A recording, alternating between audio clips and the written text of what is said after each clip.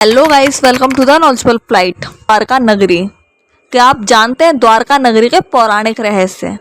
क्या द्वारका नगरी आज भी पानी के अंदर उपस्थित है?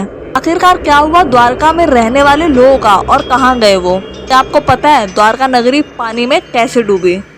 क्या आप जानते हैं कि द्वारका नगरी गई तो कहाँ गई? नहीं जानते? तो आज इन सारे सवालों का जवाब हम देखेंगे इस वीडियो में, तो एंड तक बने रहिए हमारे साथ। पौराणिक कथाओं के अनुसार द्वारका नगरी आज भी समुद्र के नीचे बसी हुई है, जिसे श्री कृष्ण ने विश्वकर्मा द्वारा बसाया था। श्री कृष्ण अपने 18 साथियों और कुल के साथ द्वारका नगरी आए थे और आखिरकार द्वारका नगरी पानी में डूबी तो क्यों डूबी? क्या था इसके पीछे का रहस्य? तो इसकी कुछ मान्यताएं हैं, जिसमें से पहली मान्यता गांधारी के श्राप से जुड़ी हुई है। कहा जाता है कि जब महाभारत के युद्ध में पांडवों की जीत हुई और कौरव खत्म हो गए थे, तब गांधारी ने श्री कृष्ण को महाभारत होने का असली दोषी बताते हुए उन्हें श्राप दिया था और कहा कि उनके कुल का नाश हो जाएगा, और गांधारी का श्राप ही द्वारका डूबने की असली वजह बताया जाता है। श्री कृष्ण की मृत्यु के बाद द्वारका का क्या हुआ? वहाँ पे रहने वाले लोगों के साथ क्या हुआ? बताया जाता है कि महाभारत काल के समय में इस शहर का श्री कृष्ण के साम्राज्य के रूप में जिक्र मिलता है। कहा जाता है कि ये श्री कृष्ण की मृत्यु के बाद ही द्वारका नगरी पूरी जलमग्न हो गई थी। द्वारका नगरी में रहने वाला प्रत्येक इंसान द्वारका नगरी के साथ ही जलमग्न हो गया था समुद्र के अंदर। क्या द्वारका आज भी पानी के अंदर है? क्या द्वारकाधीश आज भी वहां पर विराजमान होते हैं? आधुनिक खोजों के अनुसार इस क्षेत्र में रेत व समुद्र के अंदर से प्राचीन द्वारका के अवशेष प्राप्त हुए हैं। द्वारका की स्थिति एवं बनावट समुद्र के बीच बने किले के समान है। वर्तमान समय में गोमती द्वार और वेद द्वार द्वारका के ही दो भाग हैं।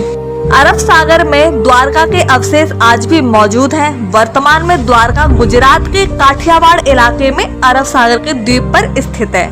शहर में अनेक द्वार होने के कारण इस नगरी का नाम द्वारका नगरी पड़ा। यहाँ की दीवारें काफी ज्यादा लंबी व चौड़ी बनाई गई थी, ताकि कोई भी इंसान आसानी से अंदर प्रवेश ना कर सके, और यह दीवारें आज भी समुद्र के अंदर दिखाई देती हैं। श्री कृष्ण जी आखिरकार मथुरा छोड़कर द्वारका क्यों आए थे? बताया जाता है पौराणिक कथाओं के अनुसार पराशर द्वारा प्रजा पर होने वाले अत्याचारों को रोकने के लिए श्री कृष्ण मथुरा को छोड़कर द्वारका नगरी में आए थे। श्री कृष्ण ने समुद्र के किनारे अपनी एक दिव्य नगरी बसाई थी। इस नगरी का नाम ही द्वारका नगरी रखा गया था, और महाभारत का अंत होने के बाद ही 36 सालों के बाद द्वारका नगरी का भी पूरी तरीके से अंत हो गया और वो जलमग्न हो गई, और उसके साथ ही साथ द्वारका नगरी में रहने वाला प्रत्येक इंसान भी उस जल के अंदर समा गया। द्वारका को इतना महत्व क्यों दिया गया? द्वारका उस जमाने में राजधानी बनी हुई थी, जहाँ पर बड़े बड़े राजा महाराजा आते थे और भगवान श्री कृष्ण से उनकी सलाह लेते थे। इस जगह के काफी धार्मिक रहस्य भी हैं। श्री कृष्ण की मृत्यु के साथ द्वारका नगरी समुद्र में डूब गई, जबकि हिंदू लेखों में कहा गया है कि जब श्री कृष्ण जी आध्यात्मिक दुनिया में शामिल होने के लिए पृथ्वी छोड़ी, तभी से इस धरती पर कलयुग की शुरुआत हो गई थी। भगवान श्री कृष्ण के साथ द्वारका नगरी और उनके निवासी समुद्र में डूब गए थे और वो जलमग्न हो गए थे, जबकि द्वारका नगरी के जलमग्न होने की कहानियां 2004 में भारत में सामने आई हैं। ऐसी न्यूज को जानने के लिए आप हमें फॉलो कर सकते हैं। And thank you for watching.